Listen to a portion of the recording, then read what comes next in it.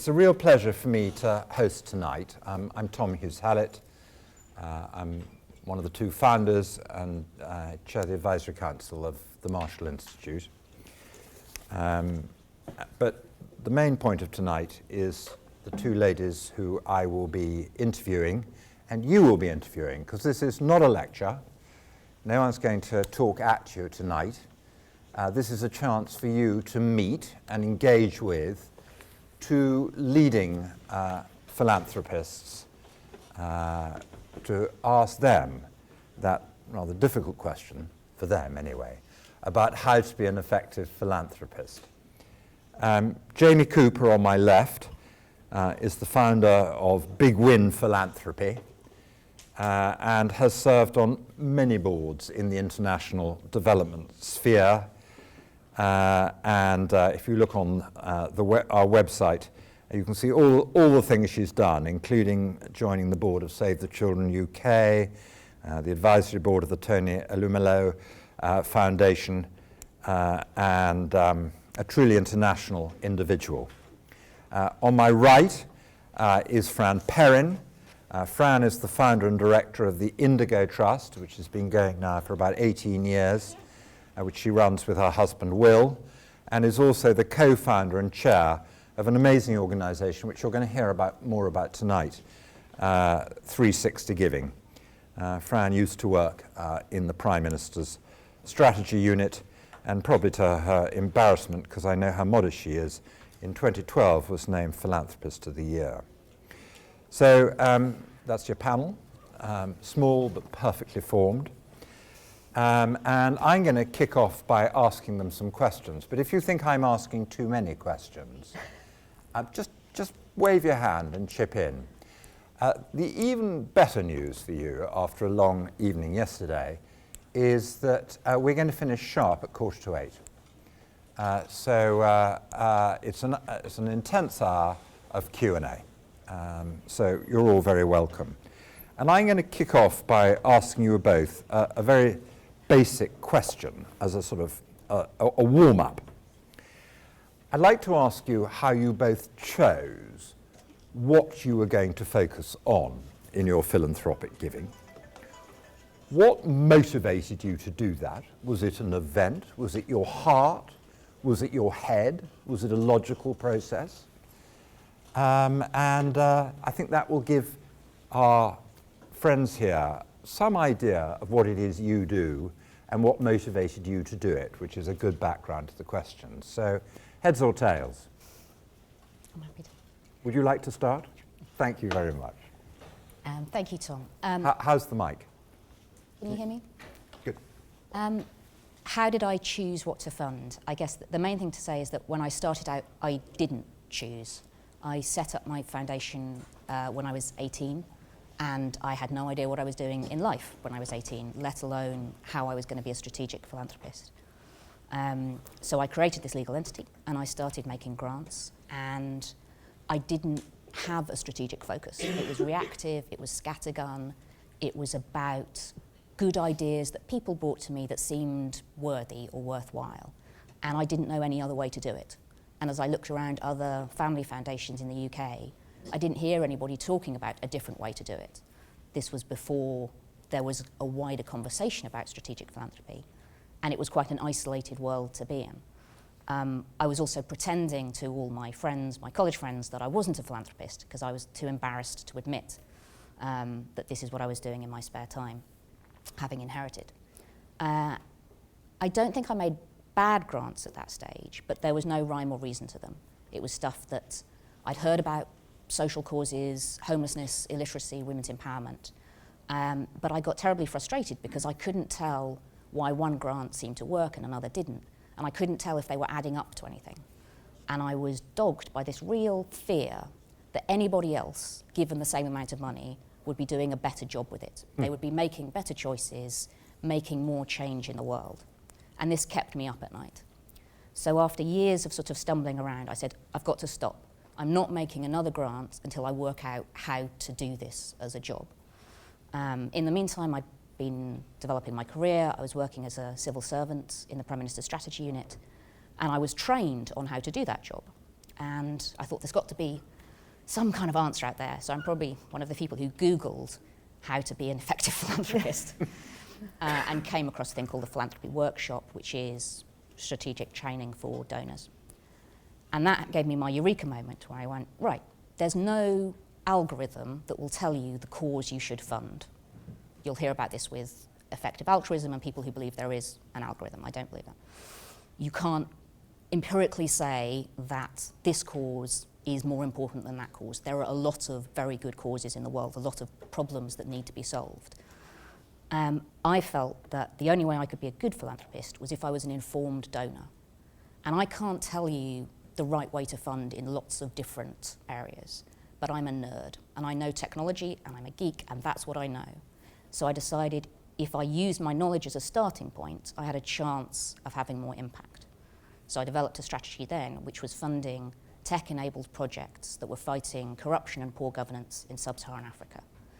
Today, I think I'm a better philanthropist because I understand the problems, I understand the solutions, and I can talk as an equal to the people who are coming up with the ideas. And that's taken me quite a few years to get there. It's a very niche subject. I can probably count on the fingers of one hand the other donors who fund in this work. But we have some great conversations, and it's a great space to be in. Okay. Thank you. And what about you, Jamie? Right. So Big Win Philanthropy was I'd say a breakaway from the Children's Investment Fund Foundation, where I was before. And what happened in my situation was that we were funding what we used to call, when you do a sort of graph of a life of a child and all the things that they'll go through, the upper left-hand quadrant. So what happened to them basically when they were under 5. And I made a decision that I no longer wanted to be CEO. I wanted to be chair. I didn't want to do all the management. I have 4 children myself. I couldn't travel. It was way too much to do all of that. So the new CEO started a strategic refresh process that we had agreed we would wait till they came on. And the direction of it was going to validate that we should do exactly what SIF had been doing all along. And my experience, because I work mostly with elected officials at that point, increasingly in Africa, was that we were going to become obsolete, that we were no longer going to be central to their agenda, because the Millennium Development Goals were running, or at the end of their course, really. The countries that got it were fine. They were on their way, and they were going to resolve and tackle these issues. There was a really interesting opportunity, I thought, if you wanted to change and work with what I call the center of the continent that hasn't sort of made the breakthroughs on the MDGs. That would be interesting. How do you do that in a situation where you have really unstable governments? But I made the plea that we be where ministers' hearts were, which even as a health minister was not a humanitarian, I care about this young child with flies around their head. They wanted their kids to be engineers and on my mobile phones, and they aspire to be middle-income countries, all of them. And if we want to be relevant, my view was we had to be about helping them become successful in that path. And so sort of moving from the left-hand quadrant onward to what is it that gets young people to be able to successfully transition to drive the economy. And also, all I have to say to them is, you've seen what happened in Egypt. Like, I get it, I want them employed.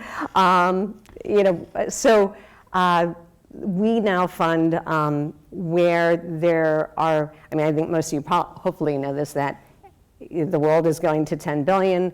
The vast majority of that emerging generation and population will be in Africa. So we fund where the nexus is between those countries which are going to be those populations and the issues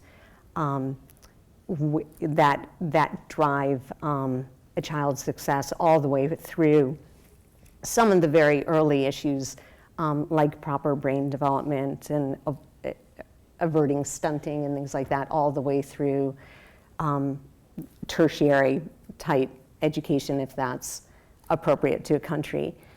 The other thing that I'll quickly mention is, I very explicitly want to work with governments. I think that's how you get the scale. I think there's no center of that context and a way to reach people that's better than through the public system. So that is a very specific and explicit decision about how we fund, what we fund as well. Thank you for that.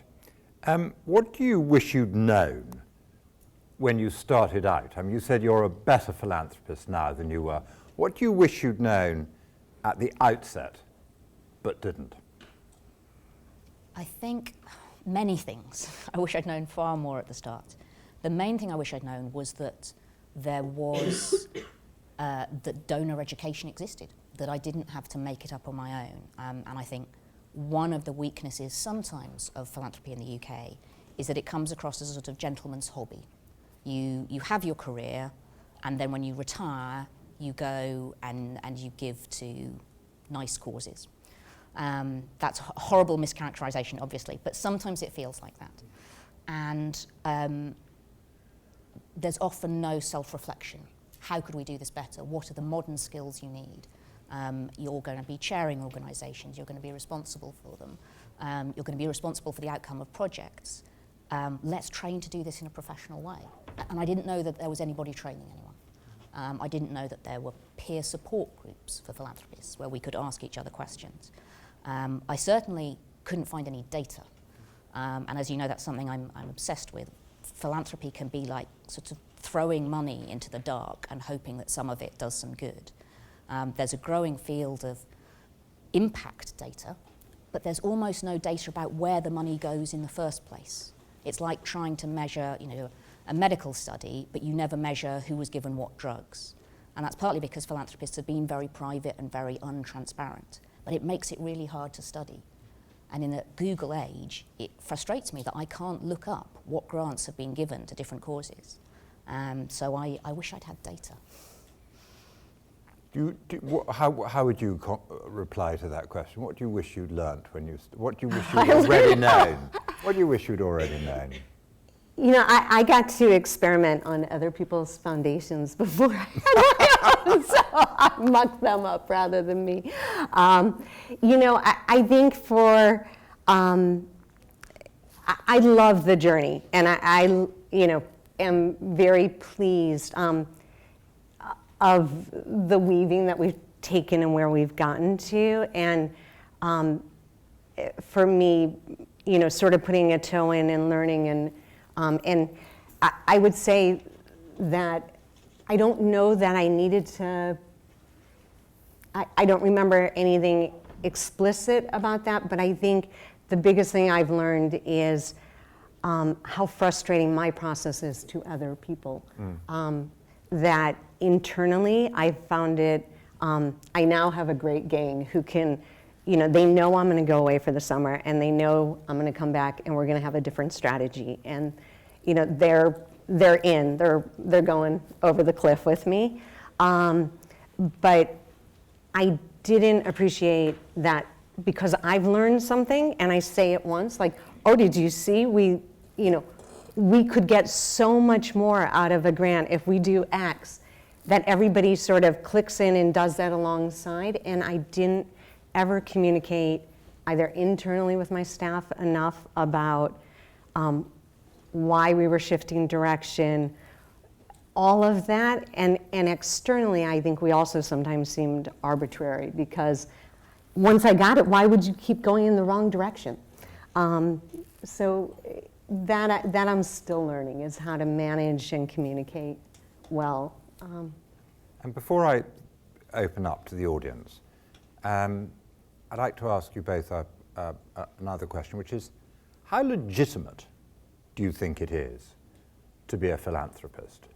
I mean, I too am a philanthropist in a more modest way than you two, but there have been a couple of years in the last 10 years where I've paid comparatively little tax, because I've given money away to such an extent that tax-wise, there have been offsets that have meant I haven't paid very much tax. But no one's really asked me what I've spent it on. I could have spent it on an almost extinct frog on top of Table Mountain, which no one's ever seen or is ever likely to. When, as we all know, the NHS, chairman of a hospital I know, the NHS needs more money. Are we in a very privileged position, and is that likely to last? Undeniably, we're in a very privileged position. We wouldn't be here if we weren't. I would flip it around to say I think it's more illegitimate to be in a very fortunate position and not give.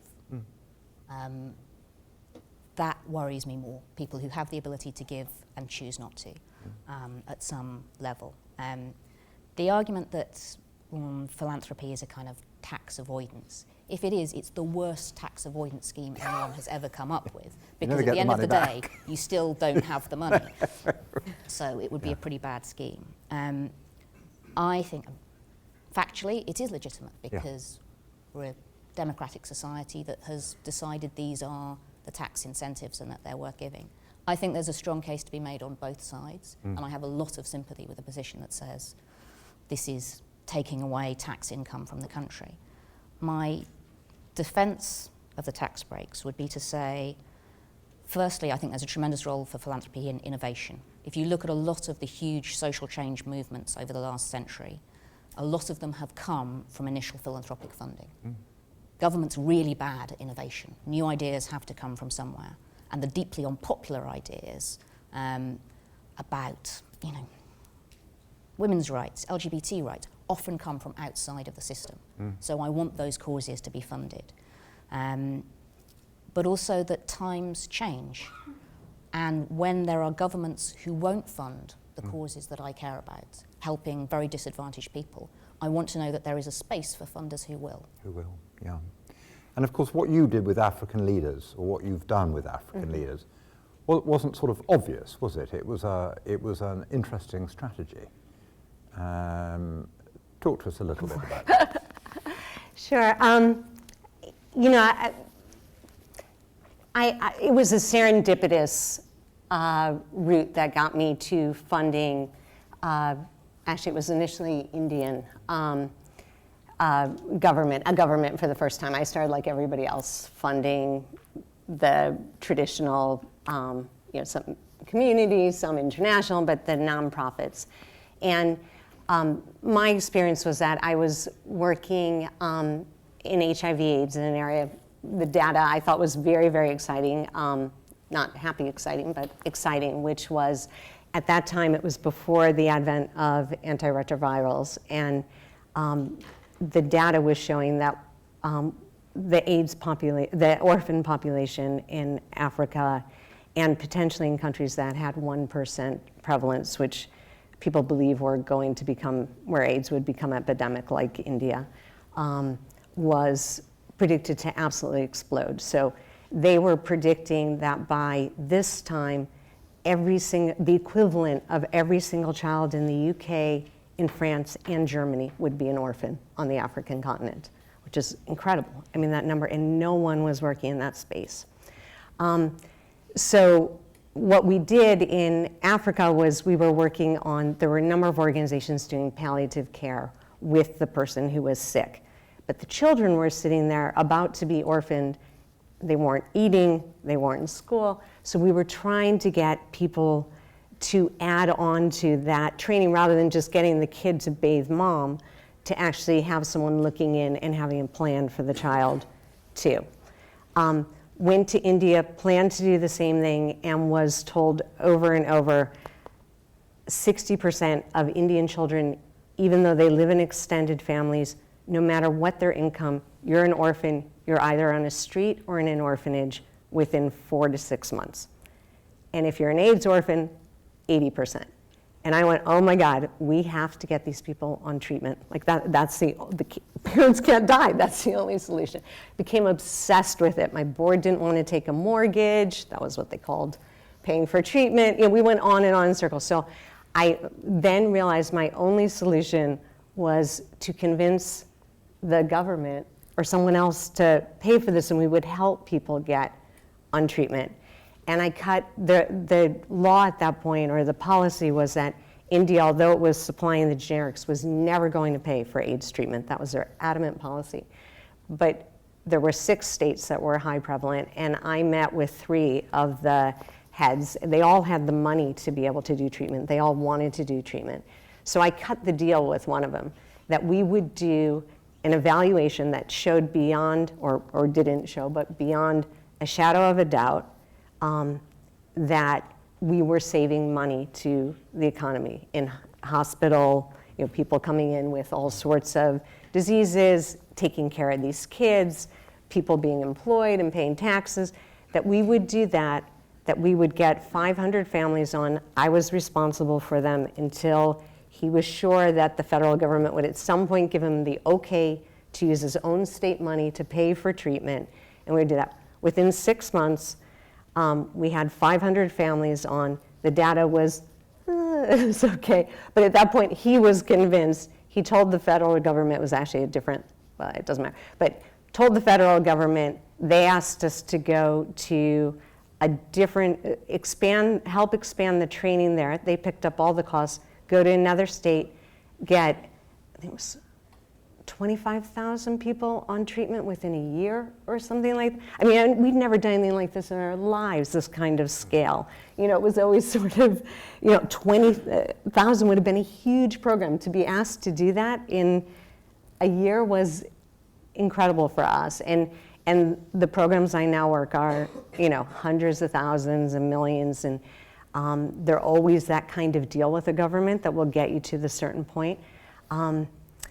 So now what I do is different in that we've always worked behind the scenes, but what I really do is work, and now it happens pretty automatically because we've been doing it for a long time, and we also fund a ministerial leadership program at Harvard. I shouldn't say the name of another institution. It's okay. But could do it at LSE. Sign up here, I've got the forms. Exactly. Okay. But it's to get ministers to think about their legacy. What's the really big thing you're going to do? And if it coincides with the area that we work generally, we come, my line is, we won't let you fail. And we back ones that we think are really serious, really good. Generally, their government pays for the vast majority of the programming, but we either de-risk it for them, or we do all sorts of things like, I have a minister who was getting clobbered on doing something really innovative, clobbered on actually nonprofits going after him and unions, and we hired him a communications expert. It's all good and quiet now. But we do a lot of their, I just took a group of ministers to Israel to look at how they greened that country and dealt with all their water, because we're working in an area where 80% of children are stunted because it's incredibly arid, but in fact they have a lot more water than Israel. They're just not using it productively.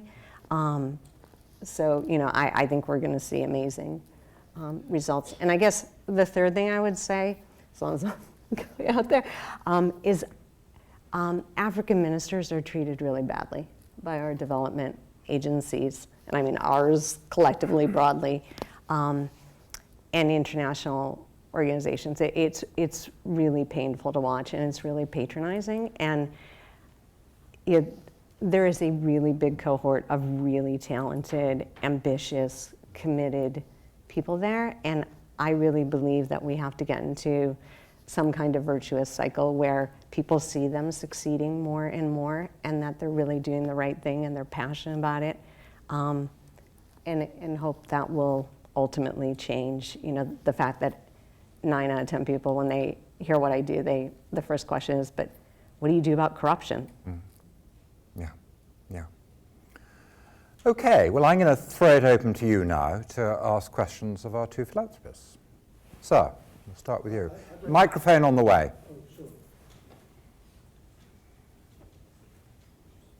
And if you could start putting your hand up on this side if you want to ask a question, we'll get the microphone to you. Yes, sir. I was going to ask pretty much the question that you asked about not paying tax, if you like.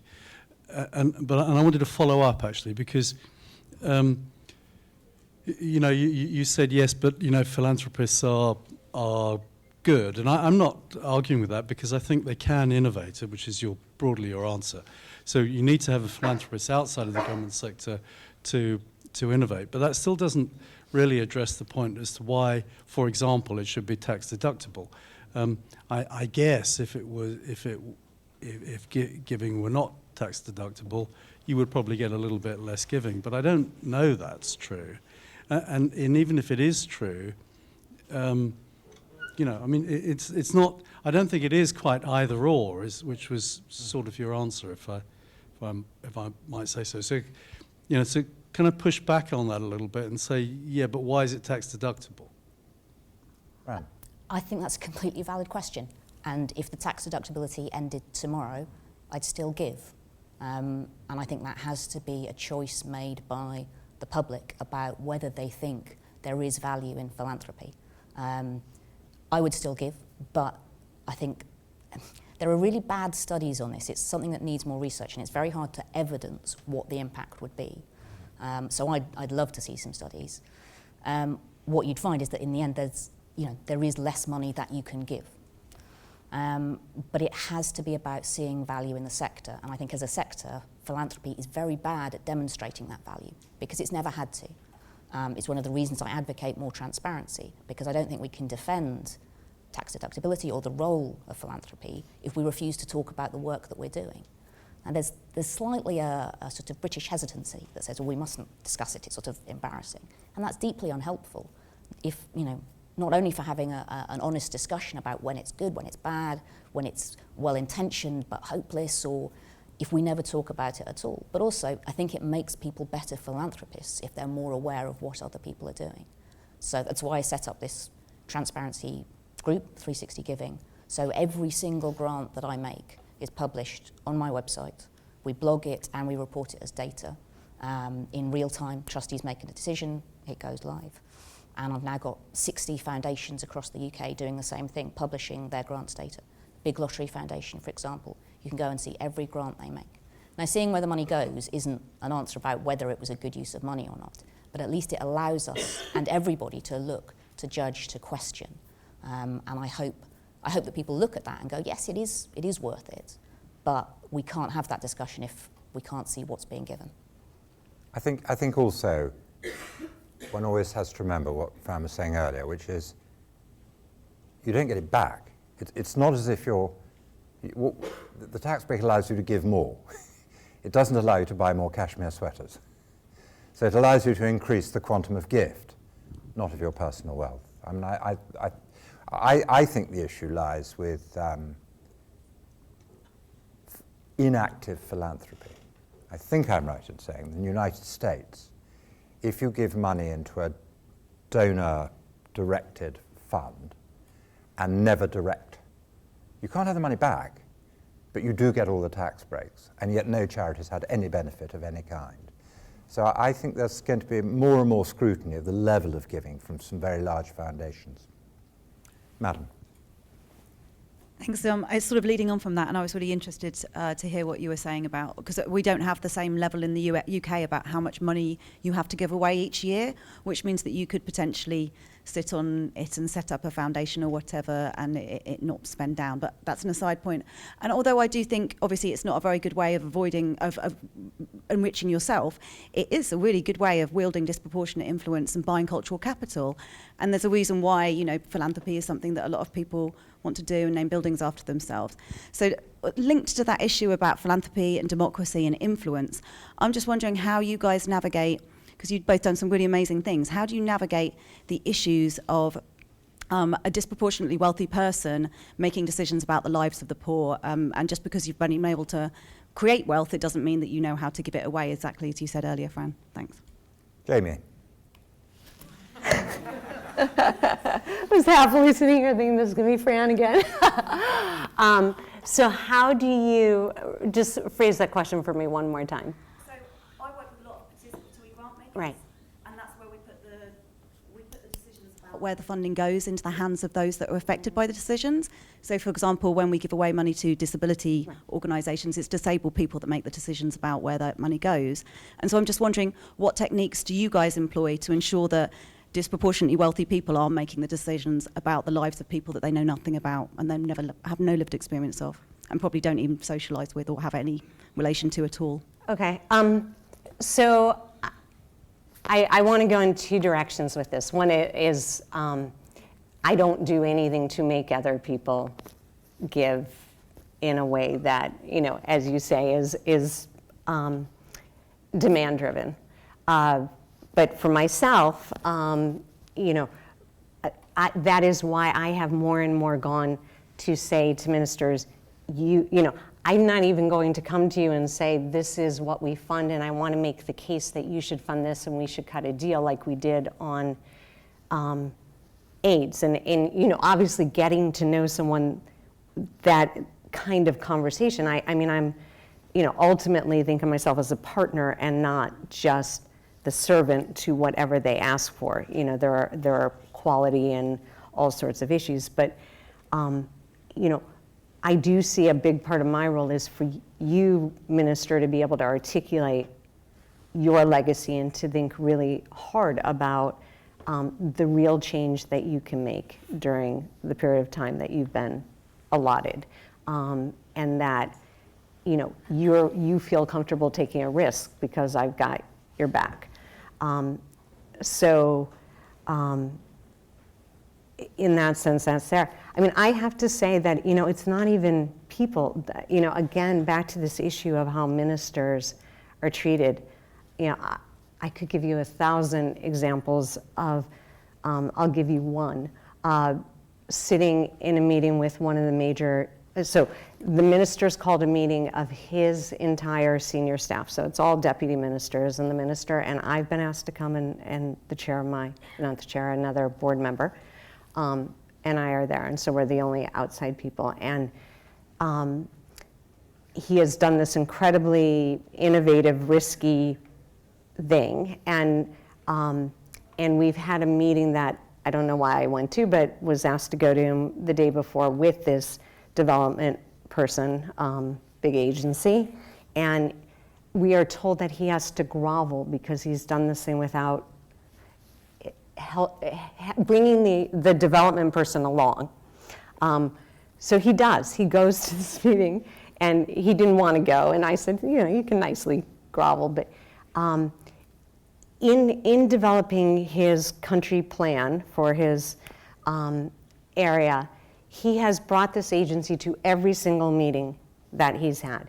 And they have chosen, even though the World Bank has said it's the best sector plan they've seen, they've like publicly said this, that agency chose not to fund any aspect of his sector plan, but they're in that country. So he says, as a very nice end of the meeting, hey, we're having this meeting to decide next year, because the sector plan is so big, what we're really gonna hone in on, you know, what we're gonna do. If you wanna come at some point, maybe to the end of the meeting, you know, we can talk about where we're going. Guy comes to me, and we go around the room, everybody, all the deputies introduce themselves, and the guy, in introducing himself from the development agency, says, I have great news for you. We've just approved a $30 million grant for your sector today. I can't tell you to whom it is or what it's for because we haven't signed the contract yet, but it's coming. You have something to look forward to. And only the minister and I were like, are you kidding me? You know, you didn't discuss it. And what they did on top of that was they did a demand creation program to get more kids in school in a different part of a country, the part of the country this development agency has a relationship with. And they've decided to supply all the additional teachers in a different part of the country, the government, because that's the poorest part of the country. And they are trying to do an equity campaign, which the president wants. And I mean, it's just, it's not even, so I join you in your outrage, let's just say that. You know, it's not even at the level of what do little people like us do. It is just, it's endemic to the field. So, can I get to the heart of what you were saying? No, but you also said what makes philanthropists who don't know very much about what they're giving money to think it's okay to do that. I think there was an assumption in what you said that they don't. No, I said that what techniques and strategies do you employ to try and mitigate that power imbalance? Yeah, okay. Jump in. Fran. Firstly, just going back to your initial point about minimum expenditure, because I think that's really interesting. And it's something I was emotionally attracted to until I saw two counterexamples. One was a foundation that stopped making any grants for 5 years to save up enough to make one massive capital gift to what I think is a very good cause. So there was a technical problem with that policy that they wouldn't have been able to save up enough funds if they'd had a minimum payout. The other is a more personal one, which was a philanthropist who, having given actively for many years, became extremely ill. Now, she'd made every grant decision herself in a very personal way, didn't want to delegate that to others. So she stopped making any grants for a couple of years. She's now recovered and making that. It seems harsh if we'd had to say to her, actually your foundation is now breaking the law because you're not meeting a minimum expenditure. So while I like the motive behind it, it has to be framed in quite a technical way. I absolutely agree with you about the risk of donors empowering themselves through their grant making. And I think good donors try to be aware of it, but it's certainly where I've made my greatest mistakes. Whenever I start out by going, I've got a great idea, would anyone like to work on it? It's probably doomed to failure. And amazingly, if you go out and say, I've got a great idea and I've got a checkbook, lots of people will come and tell you that it's the best idea they've ever heard. It's funny that. And they'd love to work on it, and it's just brilliant. Yeah. And that's really dangerous and happens far too much. So some of the strategies that we use are partly trying not to have the ideas start with us. So it's about looking at what are the best ideas in the field, whether it's academic or practitioner-led, listening to that and understanding it before you leap in. It's about having independent experts in the communities that you're working with who are empowered to tell truth to power and who do tell us if we're getting it wrong. We do quite a lot of grantee evaluations, not of their work, although we do that, but of their experience of us as a funder. So we say, actually, how much of a pain were we? Were the evaluations we asked for appropriate, or were they too heavy? And we get some good honesty in that, and it's done blind, so it's anonymised, they feel they can tell us. The thing we're finding slightly harder to do, but is more exciting, is surveying failed applicants. Because actually, as we know in the sector, people spend half their time applying for grants. And it turns out if you turn them down, they're willing to be much more honest about what the experience was like. And you get some really good feedback from that, that I think helps us be a better donor. It's a really good question you've asked. Next question. Yes, please. It's really great to be hearing about the collaboration that you've managed to inspire through 360 Giving. And I'm interested in your experience of collaboration more generally in the philanthropic space, and where you've seen it succeed most fruitfully, and what you think the kind of key learnings are from that. Your turn. Yeah, I don't want to sound like continually outreach. I think there is at least a process that I've gone through as a donor where early on it becomes very important, or it seems very important, to have people validate what it is that you're funding.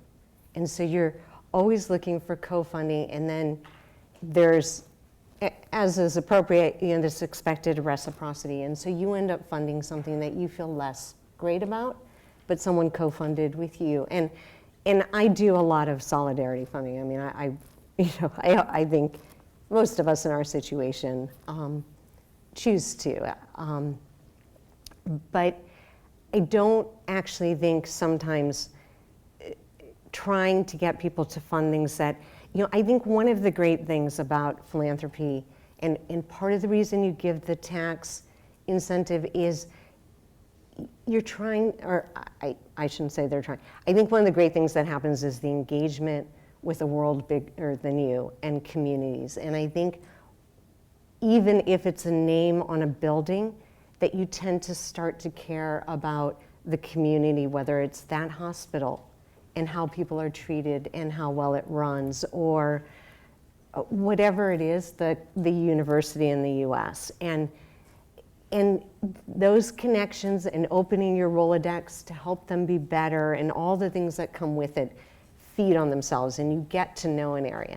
And when you just sort of collaborate for the wrong reasons, I think it doesn't, sometimes it brings people into a new space. But I think what I have found works much better as collaboration is when you're working toward the same end goal, but different aspects. So, where I was just saying, if I know that this minister is providing more teachers in this area, well, someone should be doing the demand. You don't just want to do the supply of the teachers. So someone should help with, well, it's not just the teachers they need everything from in-service training to more materials to all the things that are going to be in the school, but then someone has to get the kids to the school. So that's the kind of, I think, best collaboration where you each own your bit, but you're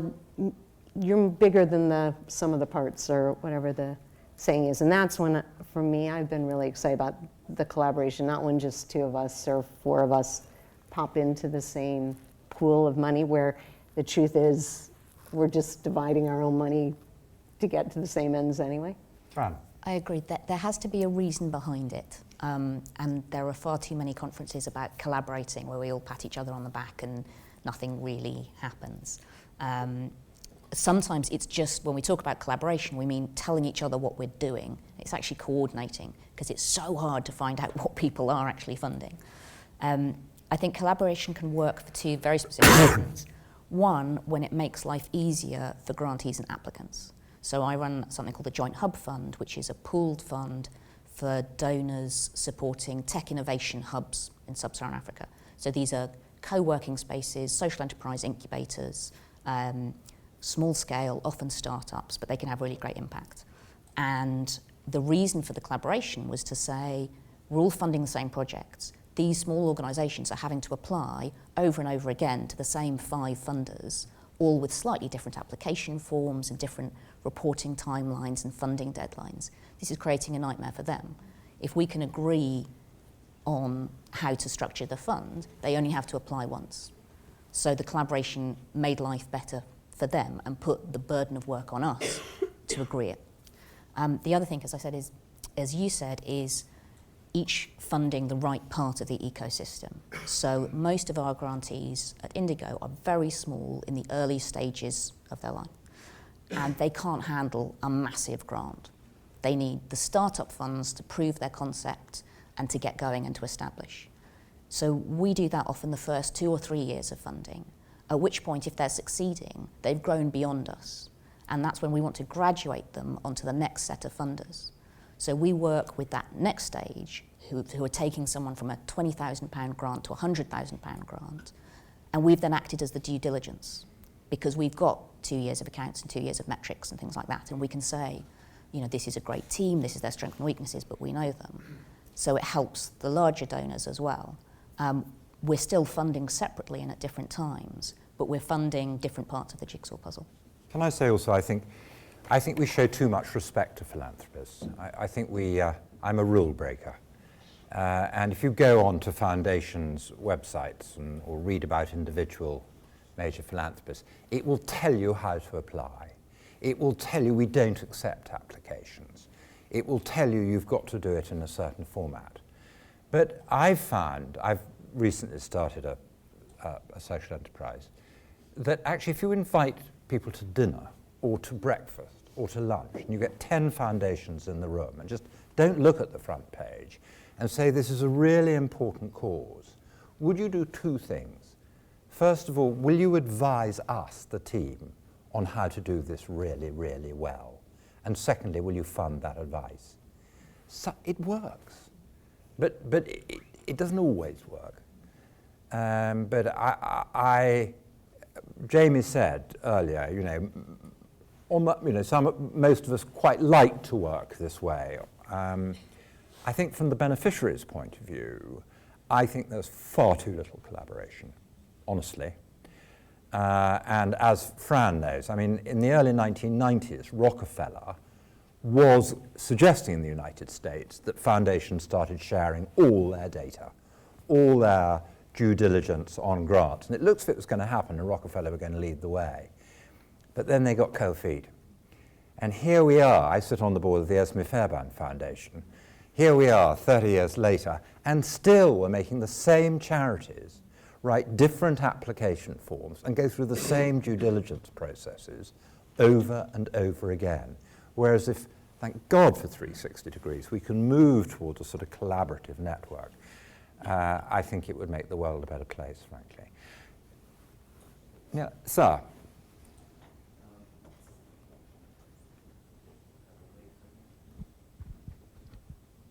I don't mean this to be a flip question, I guess, but I'm actually curious as to if you wouldn't mind sharing perhaps a time throughout your careers as philanthropists where perhaps you were not the most effective philanthropist and a fund or a grant may have failed or had some sort of issue with it and sort of what you learned from it. I guess less about what it actually was, but more about the learning. Great question. It's not a flippant question at all.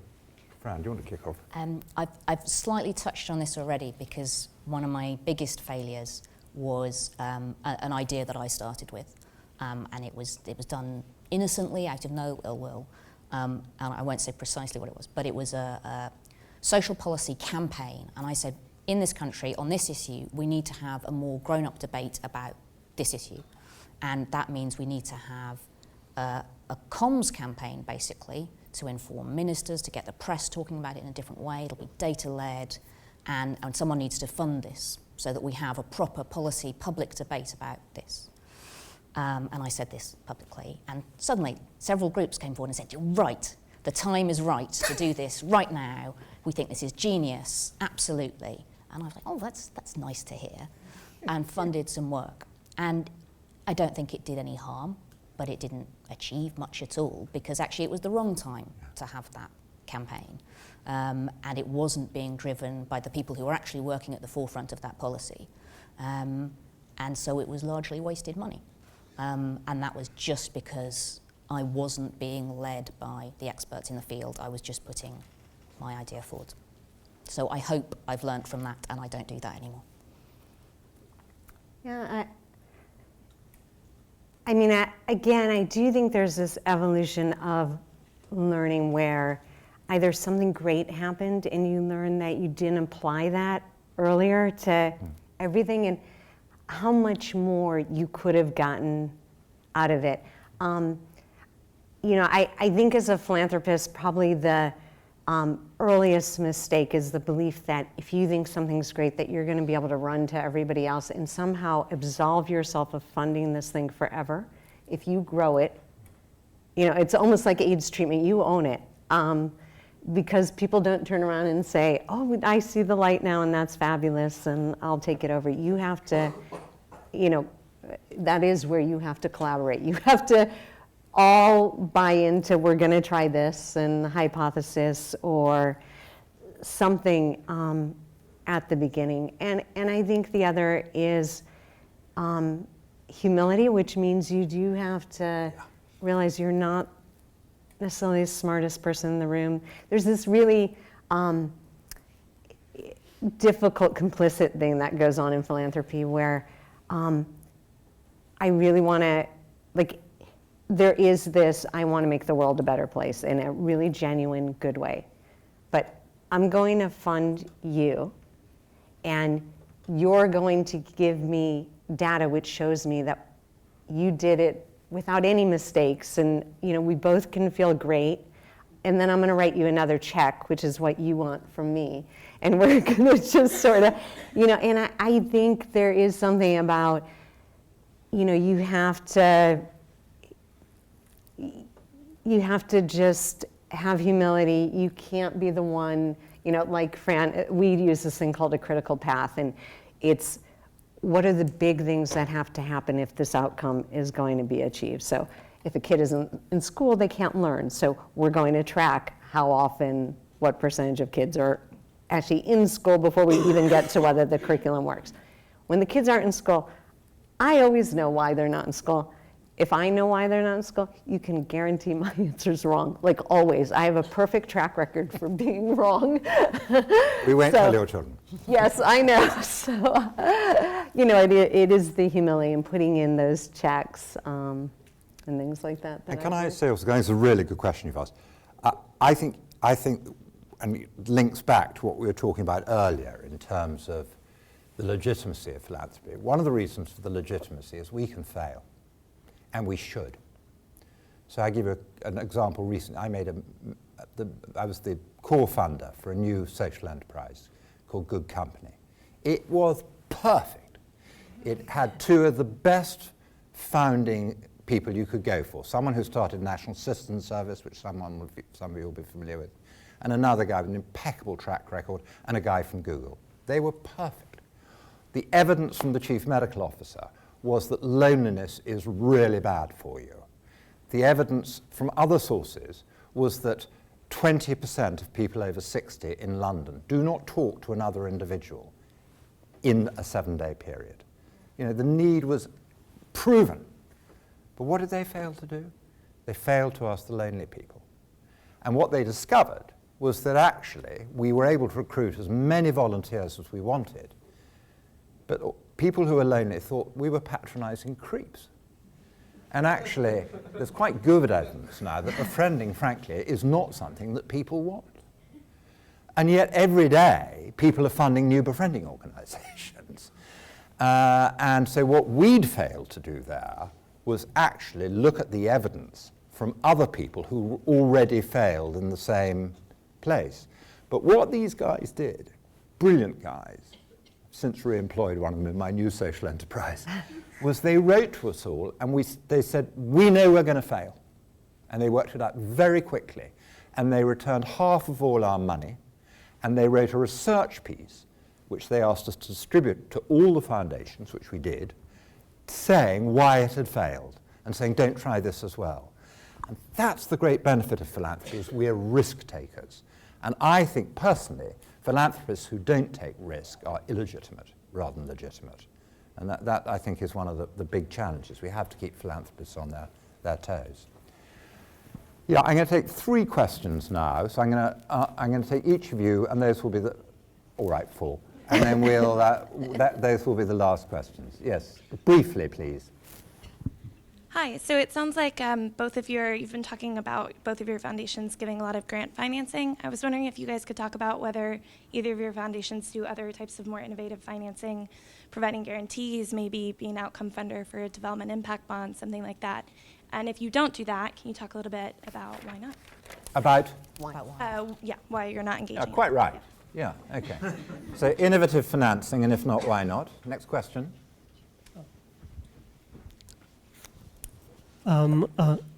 As both of you had a lot of experience with selecting grants and giving funds to organizations, I was just curious, suppose, what are some of the things that makes you feel excited about some of the grants and ideas?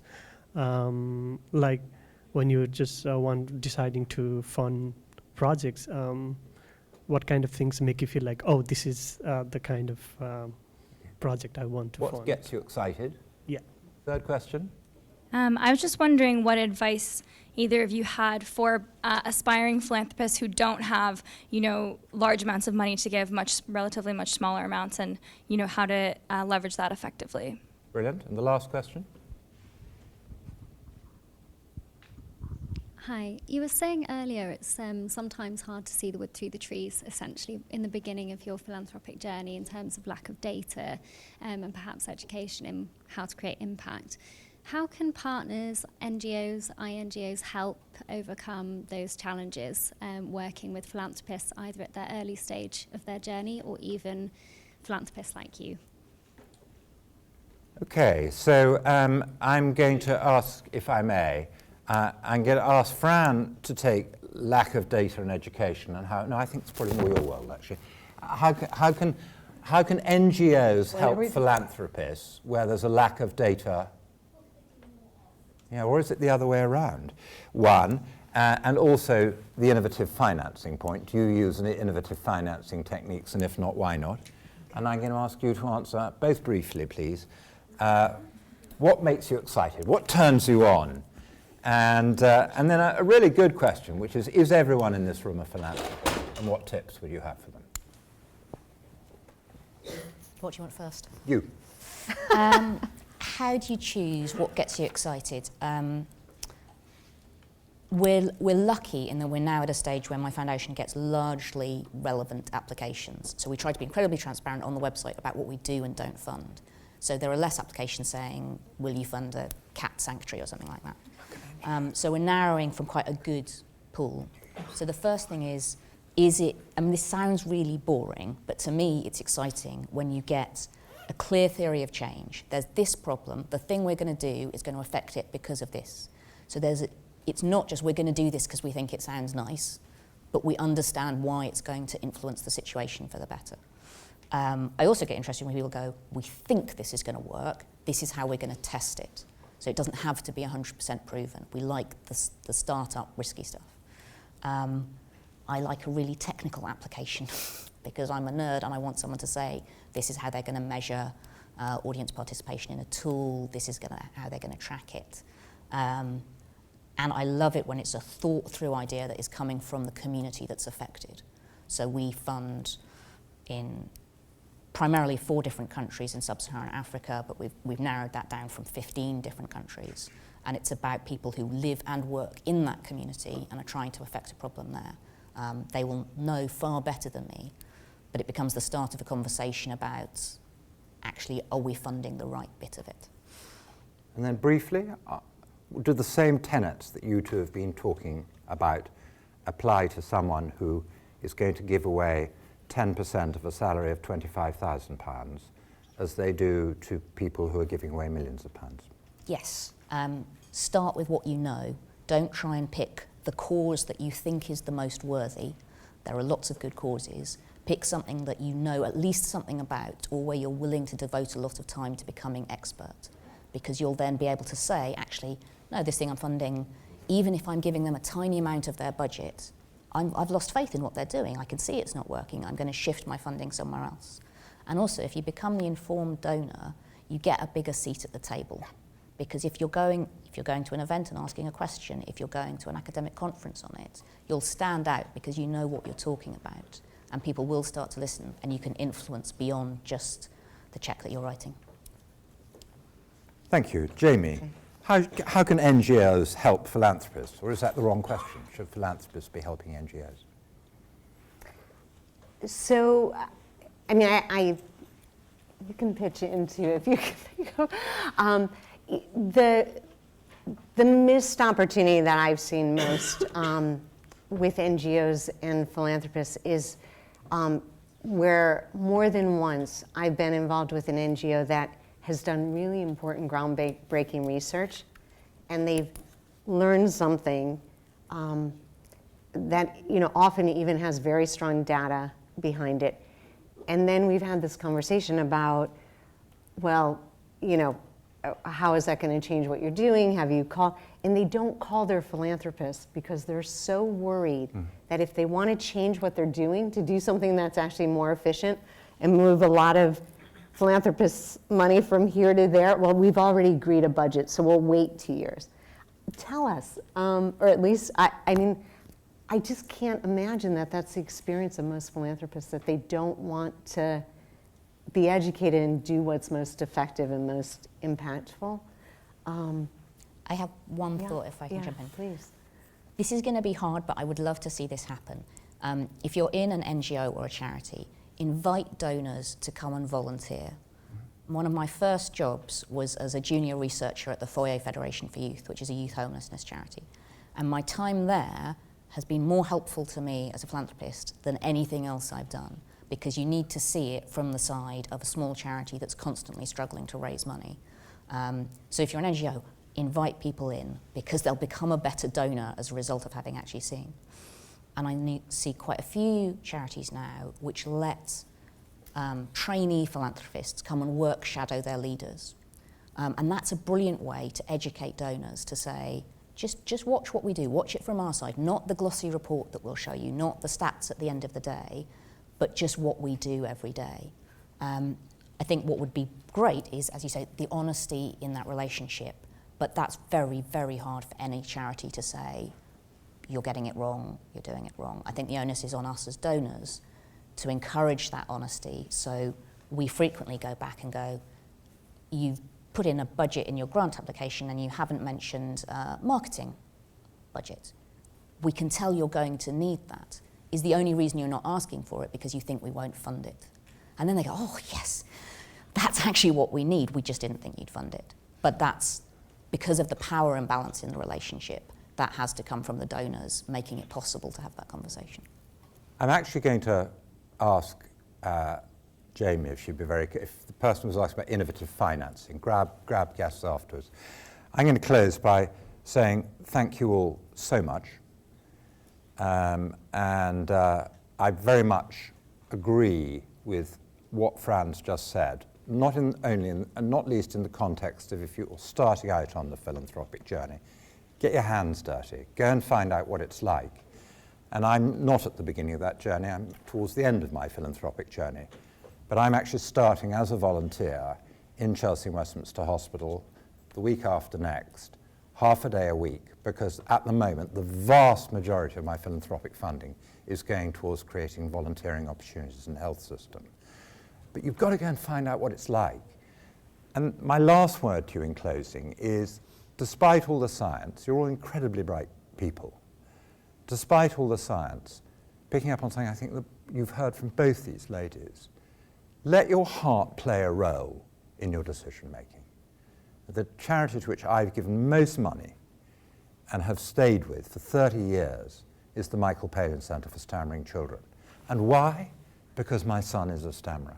And I've seen him grown from being a 6-year-old child who could hardly speak to a very successful, very garrulous, very confident, good-looking master's student, as it happens, at the wrong university. Thank you all for coming. Good night.